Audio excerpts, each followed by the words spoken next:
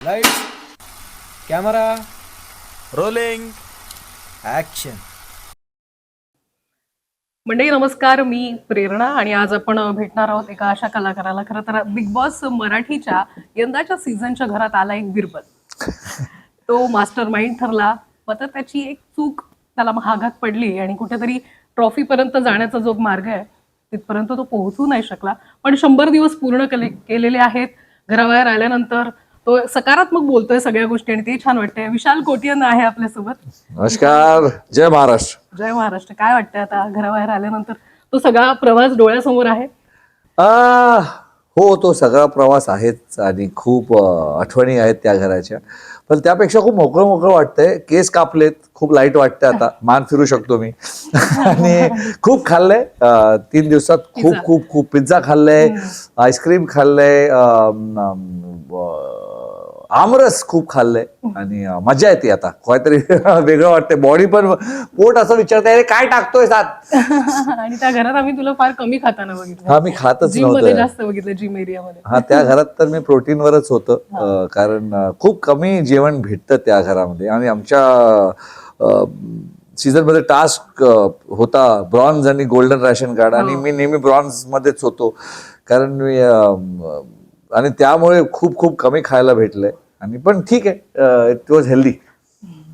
पण या सगळ्यामध्ये जसं मी सुरुवातीला म्हटलं, बिग बॉस मराठीच्या घरात एक बिरबल आला आणि तुला मास्टर माइंड ही बऱ्याचदा बोलत होते आणि ते टास्क असेल या सगळ्या गोष्टीमध्ये मला सांग ना, त्या भूमिकेची आणि या विशालची, या बिग बॉस मराठीच्या विशालची काय सिमिलॅरिटीज होती? आता बिरबल मास्टर माइंड नाही बनणार तर कोण बनणार? तर खूप बिरबल कडून मी खूप शिकलोय की कुठल्याही गोष्टीला, कुठल्याही प्रसंगाला, कुठल्याही प्रॉब्लेमला कसं बघायचं, कसं त्याच्यामध्ये पुढाकार घ्यायचा, त्याचा सामना कसा करायचा. तर हे सगळ्या गोष्टी मला लाईफमध्ये पण खूप आठवतात आणि त्याचा उपयोग पण मी करतो. तसंच त्या बिग बॉसच्या घरामध्ये टास्कमध्ये मी खूप उपयोग केलाय. टास्कमध्ये खूप महत्त्वपूर्ण असतं की समोरच्यांची हिंमत कशी तोडायची, त्यांना कसं सांगायचं की हे मी, जसं एक टास्क होतं, मी तुम्हाला सांगतोय, मी एक्झाम्पल देतोय तुम्हाला बेटर कळेल. एक टास्क होतो 8च्या पॉवर कीचा टास्क होतो, ज्यामध्ये मी आणि ओमकार जाऊन ते पॉवर की पकडणार होते. ओके, आणि जे पकडलं एंड पर्यंत ठेवलं त्यांनी ते पकडलं. आता त्या टास्कमध्ये मी आणि ओमकार सगळ्यात पॉवरफुल होते फिजिकली. म्हणजे आम्ही दोघांनी जर एक की पकडली तर त्याला कोणी येणार नाही. तर ओमकार मला बोलला की आपण ते 8 नंबरची की पकडूया. तर मी बोला थांब ना, ते पकडायचं ना तुला, सगळ्यांना बोलून पकडूया. तर बोला हे बोलू नको, थांब बोलायचंय सगळ्यांना. मी सगळ्यांना बोलवतोय 8 नंबरची की येल्लोवाली मी पकडणार आहे. आणि मी सगळे धावले आणि मी ओमकारला बोललो धावू नकोस. त्या 8 नंबरच्या कीवर कोणीच नाही गेलं. मी आणि ओमकार चालत गेलो आणि पकडलं. स्ट्रॅटेजी ही आहे की तुम्ही जेव्हा आधी सांगता, सगळ्यांना माहिती होतं विशाल आणि ओमकार जाणार आहेत, सोड ना, त्याच्याऐवजी दुसरं की पकडूया. आधीच बोलायचं. का धावायचं तुम्हाला? डर है ना, हे खूप भारी वस्तू असते. डर जेव्हा लोकांच्या मनात येतं ना, कोणीच नाही धावलं त्या कीवर, तर कोणी गेलंच नाही. आणि ओमकार बोलला तू कसं असं विचार करतो यार. मला बिरबल का दिमाग आहे, चालत जाऊया. आणि ते प्रत्येक टास्क मध्ये जाणवत होतं ज्या पद्धतीनं स्ट्रॅटेजी अर्थात, आणि ती टोळी फॉर्म करणं. पण एक असं झालं की त्या टोळीतले एक एक स्पर्धक बाहेर जात गेले आणि नंतर तर घर खाली होत होतं. काही जण होती काटाचे ग्रुप मधले होते, पण टोळीतला विशाल जो आहे तो तिथे बाजी लावून जो आहे तो शेवटपर्यंत होता. हा, ते बोलत पण होते घर में की घर का शेर अभी बाकी है, इसको कैसे निकालेंगे. तर असंच होतं. टोळी बनवली तेव्हा काही प्लॅन नव्हता की कोणाबरोबर कोणाला. मी आत गेलो तेव्हा ग्रुप बनवायचं मी ठरवलेलं की ग्रुप बनवून खेळणार मी, कारण नंबर गेम असतो तेव्हा हेल्प करतं. ते माझा एक्सपिरियन्स आहे, मी आधी हिंदी केलंय त्यामुळे. पण इथे गेल्यानंतर कोणाला घेईन ते घडलं नव्हतं, कारण मला ओळखीचे होते. राकेश ओळखीचा होता, दीपाली ओळखीची होती, सोनाली. जर मला ग्रुप बनवायचं होतं प्लॅन करून तर त्यांच्या बरोबर बनवलं असतं, पण मी नाही केलं ते. हे 5 लोक जे आली टोळीमधली, राधा, रुचिता, रोशन, अनुश्री आणि मी, ते एका फॅमिली सारखी आली. आणि मी नेहमी बोलतो की मी टोळी बनवली नाही, टोळी बनली आहे 5 लोकांची, अशा मुठ्ठीसारखी बनली. आणि मग जेव्हा ते एक एक करून बाहेर गेले, खूप वाईट वाटायचं. असं वाटायचं माझे हात कापले, उद्या नेक्स्ट वीकला माझे पाय कापलेत.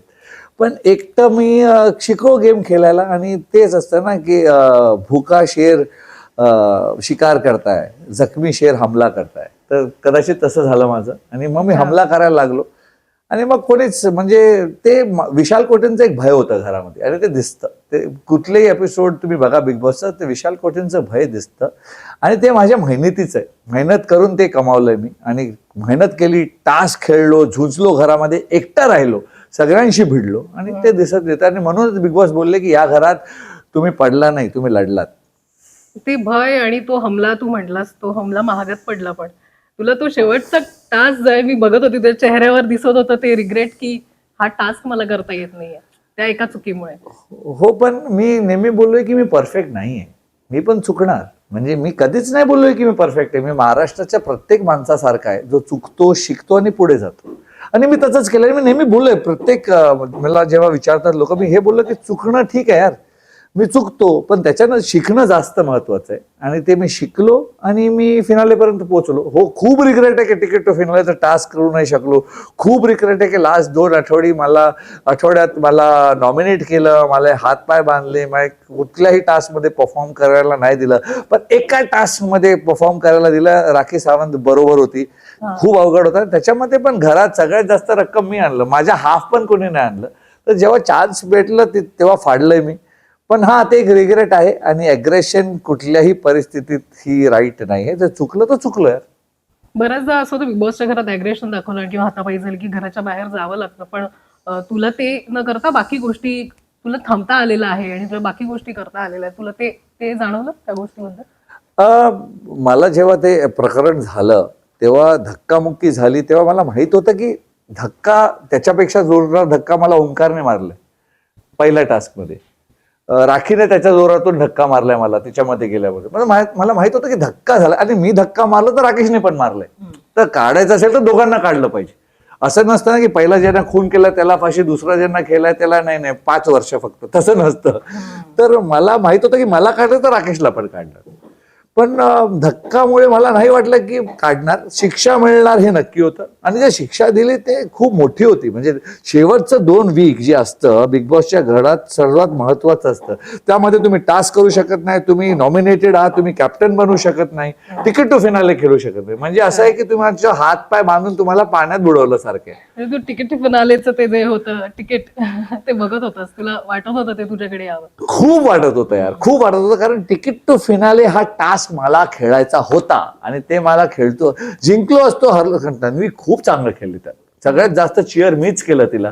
जेव्हा ती 6.5 मिनिटात कमाल केलं त्या मुलीने.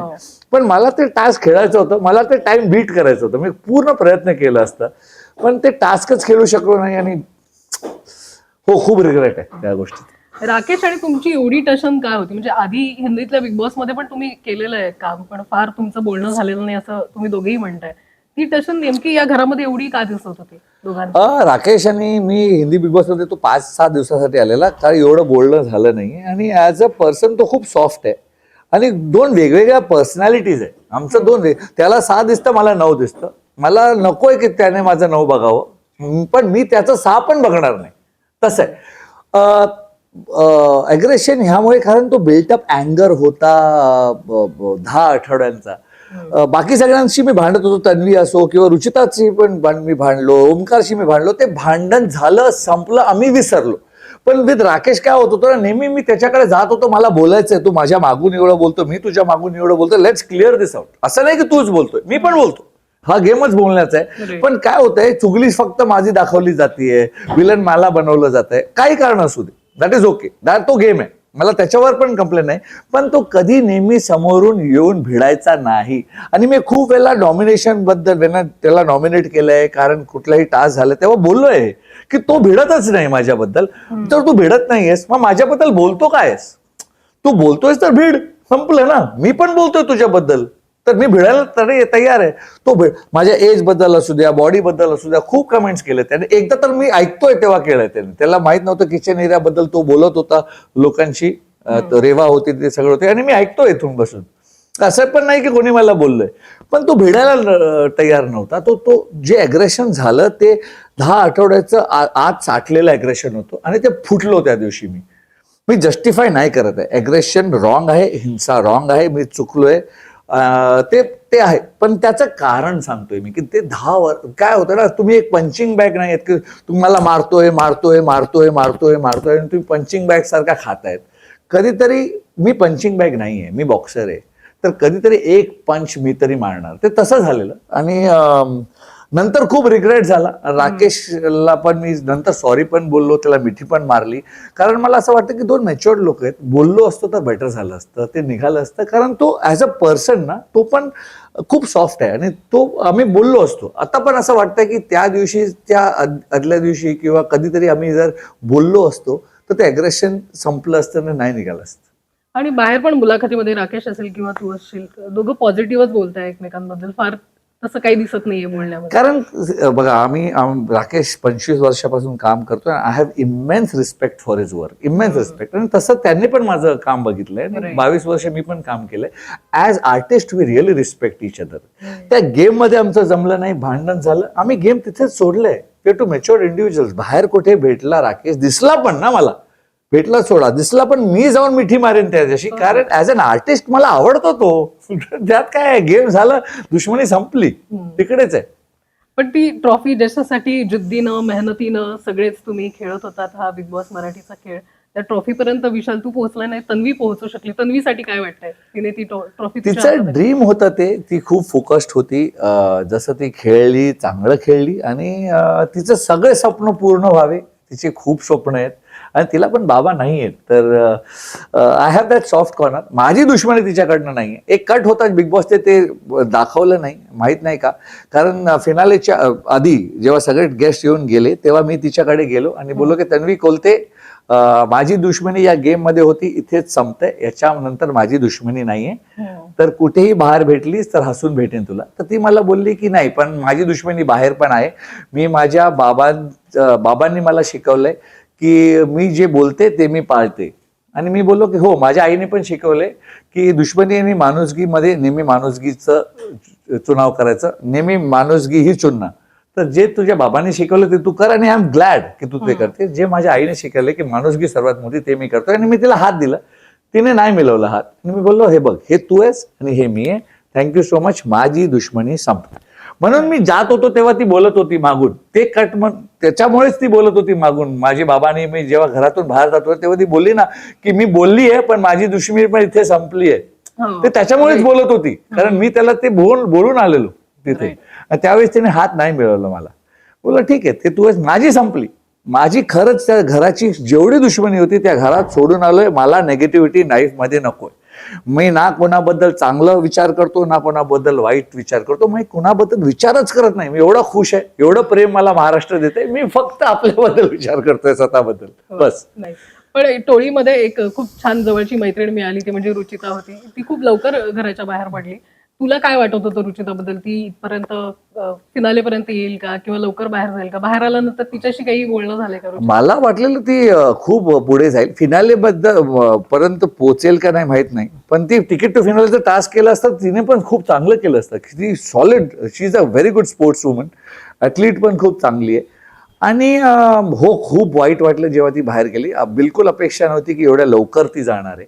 कुठेतरी तुटलेलो जेव्हा ती बाहेर गेली. मग परत एक स्वतःचा विचार केला आणि विचार केला की नाही यार, ठीक आहे, तू अकेलाही काफी आहे. विशाल रुचिता आम्हाला एकत्र बघायला मिळतील का? काहीतरी तुम्ही हो, ती कंटेंट वगैरे पण हो, ती नाही आहे सध्या मुंबईमध्ये. माझं बोलणं झालं तिच्याशी जेव्हा ती बाहेर आलो तेव्हा, आणि ती मुंबईत नाही.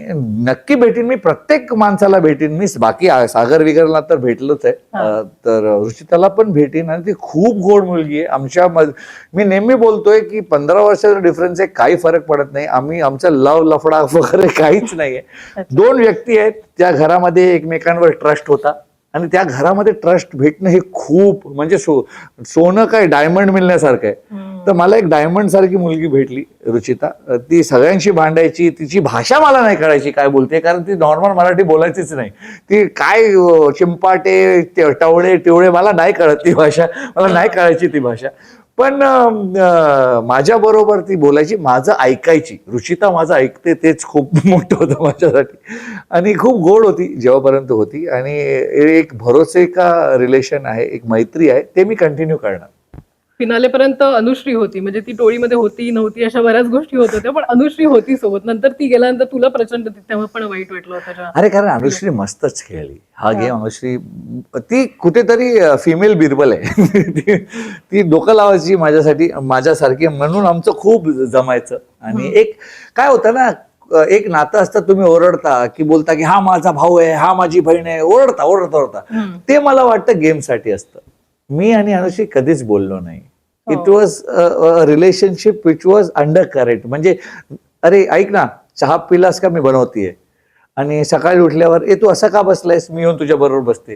ते सांगायचं रिलेशन नव्हतं, ते मनाचं होतं. आणि अनुश्री हे घालू नकोस यार, छान नाही दिसत आहे. अच्छा ऐक, तुझं माईकची बॅटरीज मी चेंज करतोय, तू झोप. हे मनाचं रिलेशन असतं. म्हणून त्या चॉकलेट टास्क मध्ये जेव्हा ते टास्क, आम्हाला नाही माहित होतं की टास्क गिफ्ट टास्क नाही माहित होतं.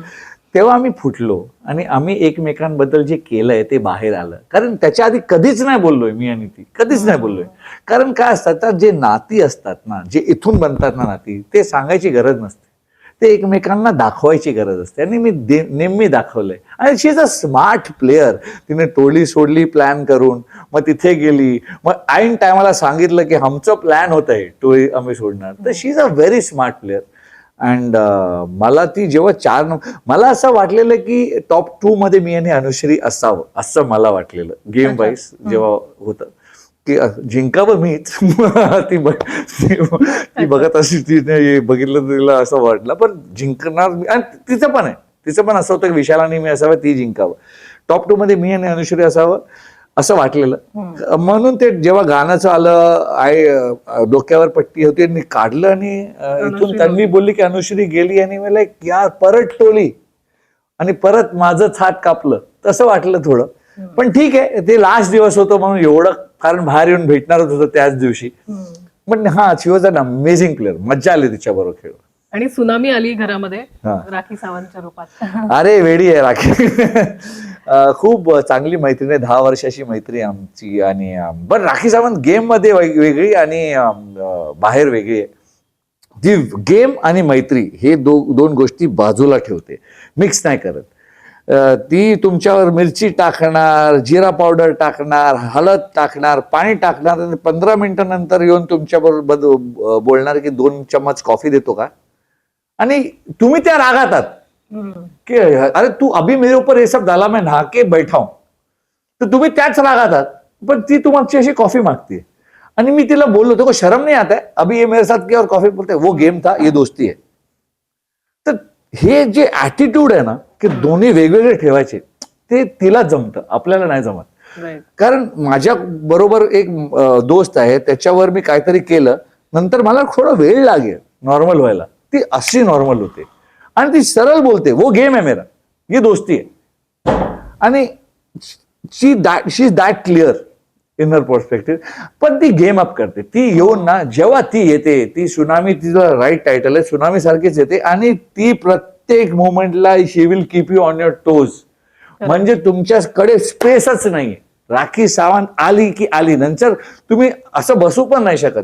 तुम्ही झोपल्यानंतर आणि उठण्याच्या आधीच शांततेत असता, नंतर राखी सावंत असते. मी नेहमी बोलतो, कारण उठल्या उठल्या ती सुरू होते आणि you are on your toes, because तिचं गेम एवढं स्ट्रॉंग आणि एवढं अप आहे की मला खूप गर्व आहे की मी राखी सावंतला शांत केलंय एका टास्क. म्हणजे आज मी ट्रिगर होणार नाही, तू जे करायचे ते कर. आणि इन द एंड ती शांत झाली. ते माझं बिगेस्ट अचिव्हमेंट आहे बिग बॉसचं. पण ते राखी तुझी आधीपासून मैत्री असताना पण ती फार टास्क मध्ये सपोर्ट जे आहे राखीकडनं अपेक्षित होता, अनेक ठिकाणी तो मिळत नव्हता. कारण तिला प्रेम झालं ना. ते प्रॉब्लेम आहे. ती प्रेमात पडली. आणि मी तिला विचारलं पण की हे काय नाटक करते की खरं प्रेम आहे. ती बोलली 80% नाटक करत होती, पण 20% खरं झालं रे. तर इनिशियली तिने प्लॅन केलं होतं, पण नंतर ते खरं घडत गेलं. आणि मी तिचं सपोर्ट सिस्टम म्हणलो त्या घरामध्ये. म्हणजे ती इमोशनल येऊन फक्त माझ्याकडे येऊन रडायची. तिला भरोसा होता की बाहेरून ओळखते मी याला आणि ही इज रिअल. आणि तिला माहित होतं की हे बाहेर बी ऐसे अंदर बी ऐसे, हा रिअल आहे, ह्याला काहीच फरक पडत नाही. चांगलं असो वाईट असो ह्याला फरक पडत नाही, हा रिअल माणूस आहे. म्हणून ती येऊन माझ्या खांद्यावर रडायची. आणि ते तसंच आहे, बाहेर येऊन पण तसंच आहे आमचं नातं. मला अशा 5 आवडतं बेस्ट मोमेंट सांग ना बिग बॉस मराठीच्या घरातलं, जे तुला कायम लक्षात राहतील या जर्नी मधल्या. फर्स्ट अँड फॉरमोस्ट मी कधीच विसरणार नाही जेव्हा माझे बाबा आले घरात. ते कधीच टीव्हीवर आले नव्हते. म्हणजे टॉपवर आहे माझ्या. ते कधीच टीव्हीवर आले नव्हते आणि जसे ते आले घराच्या आत, जसे ते त्यांनी माझ्यावर पापा कहते हैं वर डान्स केलं. That is my best moment of big boss house. दुसरं मोमेंट जेव्हा मी कॅप्टन झालो आणि मला असं वाटलं की 9 आठवडा बिग बॉसने मला गाजर दिलंय, 10वा आठवडा मी सगळ्यांच्या तोंडात मिरची कोंबली, मिरची उठलली ना जेव्हा, असं वाटलं लोकांच्या तोंडात कोंबली. कोणालाच पाहिजे नव्हतं की विशाल कोटेन पुढे जावं, कॅप्टन व्हावं. एवढं म्हणजे पूर्ण असं होतं, दरेक स्टोरीत हिरो विशाल कोटेन, विलन विशाल कोटेन, विशाल कोटेनचे सुरू, विशाल कोटेनचे खतम, असं त्यांचं मत होतं. आणि खूप वाईट वाटायचं मला की मला कॅप्टन तरी होत देत नाही, उमेदवारीत बाहेर काढता पण नॉमिनेट नाही करत. का नाही करत? त्यांना माहिती की बाहेर नाही जाणार तर नॉमिनेट करून काय फायदा नाही. म्हणजे तुमच्या नजरेत विशाल कोटेन स्ट्रॉंग प्लेअर आहे, त्याला नॉमिनेट नाही करायचं कारण जनता तेव्हा ठेवेल, कारण त्याला नॉमिनेट नाही करणार, पण त्याला उमेदवारी नाही द्यायची, कॅप्टन्सी नाही द्यायची. तर जेव्हा कॅप्टन्सी भेटली ना तेव्हा खूप खुश झालेलो मी. तिसरी सगळ्यात चांगली मेमरी आहे जेव्हा रितेश भाऊ स्क्रीनवर आले आणि बोलले की या घरात जे करताय ते टोळी करताय आणि टोळी गाजवते हा शो. तेव्हा खूप चांगलं वाटलेलं आणि खूप असं बरं वाटलेलं की अरे यार मी काहीतरी घडवलंय आणि त्यामुळे ते घरात दिसतंय. चौथं मोमेंट म्हणजे मी आणि रुचिताचं टोला टोला डान्स. ते टोला टोला डान्स करायला मला खूप आवडलं स्टेजवर आणि ते खूप क्यूट वाटलं असणार. मी बघितलं नाही पण जेवढं फीडबॅक भेटलंय की ते रुचितानेच कोरिओग्राफ केलेलं पूर्ण आणि ते खूप एक चांगलं मोमेंट होतं असं मला दिसून आलंय घरात. आणि लास्ट म्हणजे जेव्हा बिग बॉसने माझं नाव फायनलिस्ट मध्ये अनाऊन्स करायला तन्वी कोलतेला दिलं, एवढं बरं वाटलेलं ना मला की माझं नाव तन्वी कोलते घेते की फायनलिस्ट पण पोहोचवलं तेव्हा तन्वी कोलतेने घेतलं माझं नाव. तर खूप आवडलं कारण गेम मध्ये ती माझी दुश्मनी होती आणि जेव्हा ती माझं नाव घेते की आता 4था फायनलिस्ट कोण आहे, विशाल. मला बोलायचं होतं, ऐकलं नाही, जोरात बोल सोडलं की चल यार फायनलिस्ट हो गया, अभी क्या नेगेटिव्हिटी छोड़ देते. पर हे 5 म्हणजे पटपट बोललो मी 5. हो म्हणजे ते क्लिअर होत्या तुझ्या डोक्यामध्ये सगळ्या गोष्टी. पण आता आम्हाला विशालला मराठी काही कंटेंट मध्ये बघायचंय किंवा काही चित्रपटात तुला काम करण्याची इच्छा आहे का? काय आम्हाला विलन मध्ये दिसशील, काय करत दिसशील? आणखीन काही रियालिटी शोज करायचे आहेत का तुला? एक फिल्म करतोय मी आणि स्वप्नील जोशी, त्यात दोघे हिरो आहेत. ते एक फिल्म चालू आहे. त्याच्यानंतर मराठीत काय काम, खरं तर प्लॅन असा नव्हताच की मराठीत काय करायचंय, कारण मला माहित नव्हतं की मराठी प्रेक्षक मला कसं काय विचार करतील माझ्याबद्दल, कसं ऍक्सेप्ट करतील. आत्ता करायचंय कारण एवढं प्रेम आहे, भरलोय मी प्रेमाने मराठी प्रेक्षकांचं. तर खूप खूप आभार. तुम्ही मला खूप चांगलं काम करताना बघाल मराठीत आणि आवडेल हो मराठीत काम करायला. आम्हालाही बघायला आवडेल विशाल तुला सगळ्या मराठी चित्रपट असेल किंवा काही कंटेंट. खूप छान वाटलं बोलून. Thank you so much.